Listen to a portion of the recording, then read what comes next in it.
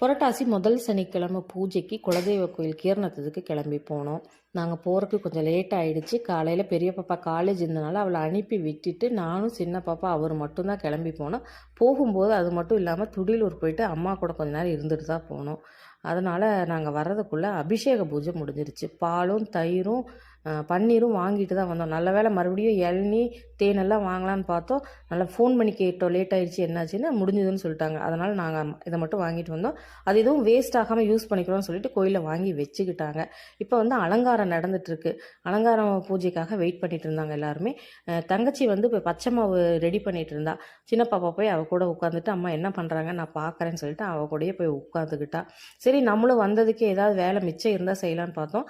விளக்கெல்லாம் கழுவி வச்சுருக்கோம். அதையெல்லாம் வந்து அரேஞ்ச் பண்ணிவிட்டு அதுக்கப்புறம் அதுக்கு வந்து பொட்டு வச்சு விட்டுட்டு அதுக்கப்புறம் திரி எண்ணெயெல்லாம் போட்டு கொடுங்கன்னு சொன்னாங்க. நானும் இன்னொரு அக்காவும் சேர்ந்துட்டு நாங்கள் முதல்ல விளக்கெல்லாம் அரேஞ்ச் பண்ணோம். எல்லாத்தையும் எடுத்து செட் பண்ணோம். குத்து விளக்கு நிறைய விதவிதமாக விளக்கு இருக்கும். அது எல்லாமே செட் பண்ணோம். செட் பண்ணிவிட்டு அவங்க வந்து சந்தனம் வச்சாங்க. நான் அவங்க சந்தனம் வைக்கிற இடத்துல எல்லாமே குங்குமம் வச்சேன். விளக்குக்கு வந்து முதல்ல பொட்டு வச்சிட்டாவே அவ்வளோ ஒரு அழகு வந்துடும். எல்லா விளக்குக்குமே பொட்டு வச்சதுக்கப்புறம் பார்த்தீங்கன்னா அவ்வளோ சூப்பராக இருந்துச்சு. இதில் வந்து ஒரு ஸ்பெஷல் இருக்குது. ஒரு அதிகமான விளக்கு குட்டி குட்டியாக தான் இருக்கும். ஆனால் வந்து அப்படியே ஜெகஜோதியாக தெரியும் அதில் சாமியை பார்க்கும்போது. அந்த விளக்கு எனக்கு ரொம்ப பிடிக்கும். அந்த விளக்கு அது வந்து எண்ணெய் ஊற்ற முடியாது. திரியில் நினச்சி திரியுமே பெருசாக போட முடியாது. குட்டி திரி தான் போட முடியும். அந்த திரியில் நினச்சி அதில் வைக்கணும். அது வந்து ஒரு டாஸ்க் மாதிரி தான். எல்லாத்துலேயும் கரெக்டாக வச்சிடணும். வச்சுட்டு அந்த திரியில் கூட கொனையில் வந்துட்டு கற்பூரம் வச்சு வச்சாதான் பற்ற வச்சா பத்தும். அந்த விளக்கில் சாமி பார்க்கும்போது அவ்வளோ அற்புதமாக இருக்கும். எல்லா விளக்கெல்லாம் ரெடி பண்ணி வச்சிட்டோம். இன்னும் அலங்காரம் முடியலை. சரி எல்லோரும் கொஞ்சம் நேரம் வெயிட் பண்ணுறாங்க. நான் எல்லாரு கூடயும் பார்த்து பேசிட்டு இருந்தேன். அதுக்குள்ளே ஒரு வழியாக அலங்காரம் முடிஞ்சு பூஜை ஸ்டார்ட் பண்ணிட்டாங்க. சாமிக்கு வந்து பார்த்திங்கன்னா முதல் விநாயகருக்கு வந்து பூஜை. விநாயகரோட அலங்காரம் முடிச்சு விநாயகருக்கு முதல்ல பூஜை முடிச்சுட்டு வந்து அம்மனுக்கு பூஜைக்காக வெயிட் பண்ணிட்டு இருந்தோம். அம்மனுக்கு பூஜைக்கு முன்னாடி மாவிளக்கு போட்டிருந்தாங்க இல்லையா, அவங்க எல்லாரும் வந்து விளக்கேற்றி அவங்கவுங்க தேவைக்கு விளக்கு ஏற்றிட்டு இருந்தாங்க.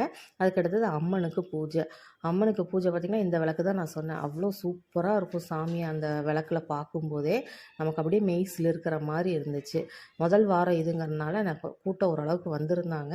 சாமியெல்லாம் கும்பிட்டு முடிச்சிட்டோம்.